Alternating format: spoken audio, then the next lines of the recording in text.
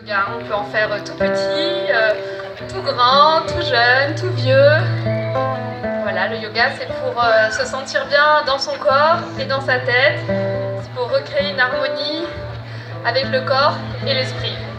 Voilà, et vous pouvez venir essayer à la Maréchale dès la rentrée, au mois de septembre, le lundi matin.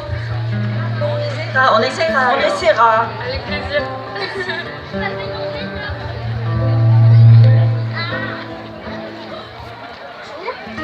Vous allez entendre quelques-uns des textes écrits au cours de l'année par les participantes à l'atelier de l'écriture. Les thèmes étant très variés, nous en avons sélectionné deux.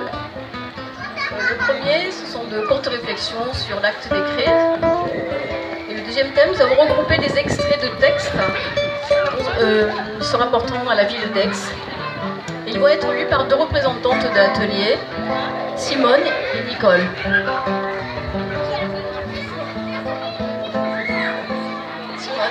Écrire pour moi, c'est oublier le quotidien, m'enfermer dans ma bulle, jouer avec les mots, écouter leur musique et découvrir la farandole du texte qui se déroule sous mes yeux.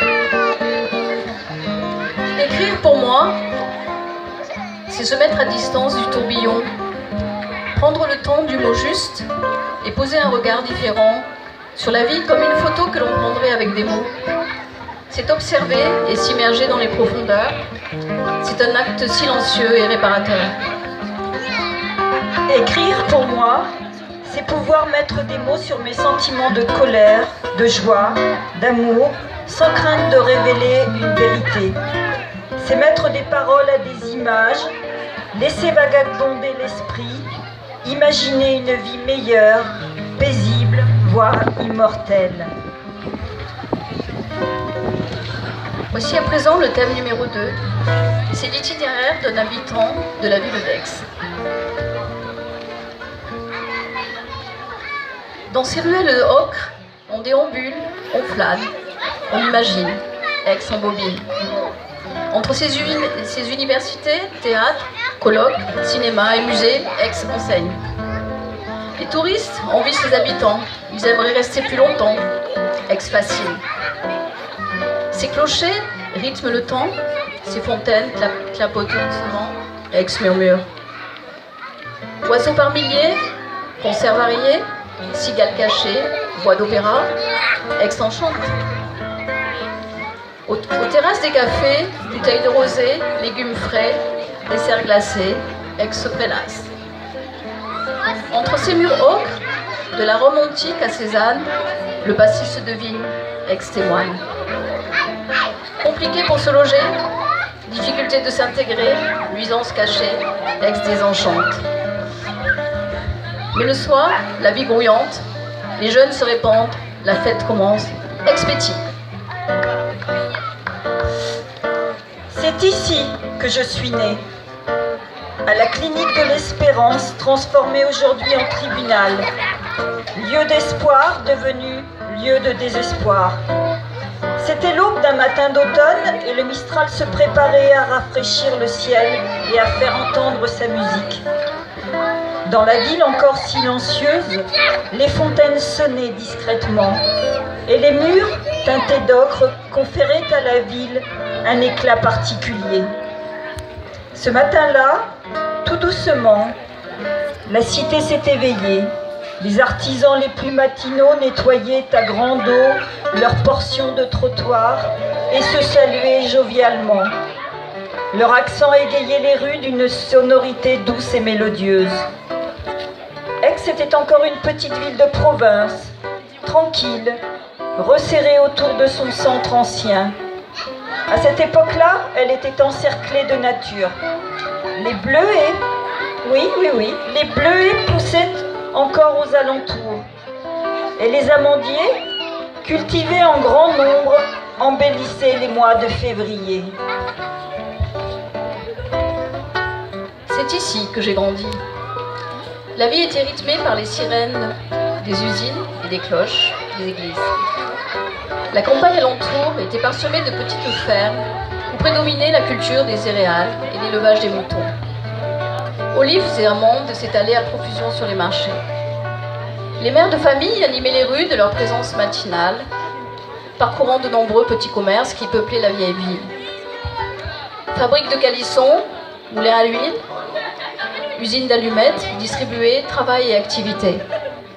Magistrats et universitaires se côtoyaient dans les cafés. Aix somnolait gentiment au rythme des saisons. Assoupi derrière ses murs lumineux, on l'appelait la belle endormie. Le réveil ne s'est pas fait dans la douceur. Aix a dû faire face à un afflux de population, construire, s'étendre, grignoter, avaler les propriétés rurales en lisière de la ville, construire des barres d'immeubles, des écoles. Une sorte de trépidation s'est emparée de la ville, entrée brutalement dans la modernité. De nouveaux quartiers se sont érigés et dans leur sillage, de nouveaux lieux de culture. Tradition et modernisme, passé et présent se sont côtoyés, mais la querelle est devenue incessante. Aix a lutté ardemment pour préserver son patrimoine historique et son charme. Mais la ville parviendra-t-elle à garder son âme? C'est ici que je vis. Aix, reine de Provence, fière, hautaine, elle se lobe à l'abri de ses hôtels particuliers riches d'histoire. Sortie de terre récemment, pavillon noir, conservatoire blanc, hisse madame dans la cour des grands. Qui ne voudrait habiter cette jolie cité à taille humaine, entourée de villages verdoyants? Pourtant, ma ville, je t'entends gronder, irrité par le vrombissement des autoroutes qui te cernent. Je te vois embrumé par la pollution dans les journées sans vent, la rançon de la gloire sans doute. Mais je te sens vivante, vibrante de la jeunesse qui déambule tard dans la nuit. Comme la palette de Cézanne, tu es plurielle, tu offres toutes les couleurs de la vie. Et je te vois couleur arc-en-ciel, pétillante de joie et de lumière. Tel un chat ronronnant, tu surveilles d'un œil bienveillant les passants qui t'admirent. Et moi, avec ou sans pollution, je suis là, heureuse. L'amour, sans aucun doute. C'est ici que j'ai émigré et choisi d'habiter.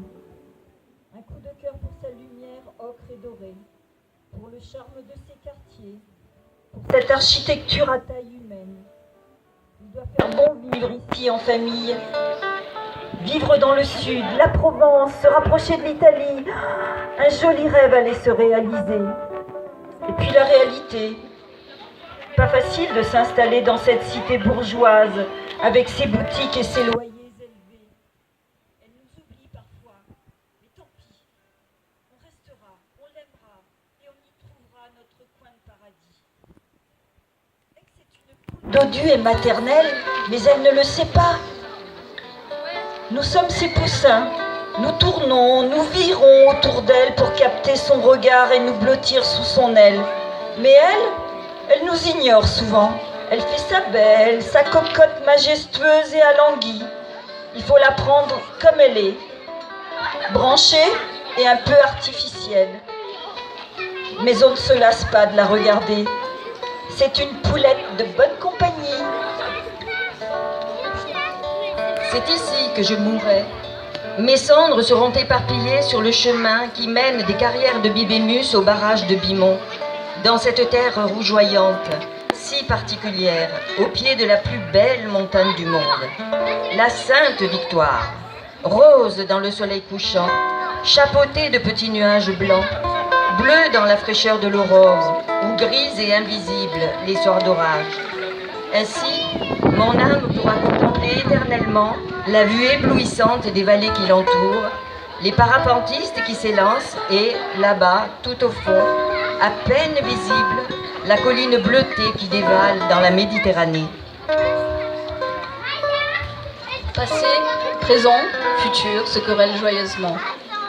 Derrière les murs patinés par la pluie et le vent, les mots se bousculent, s'échappent et s'envolent en riant.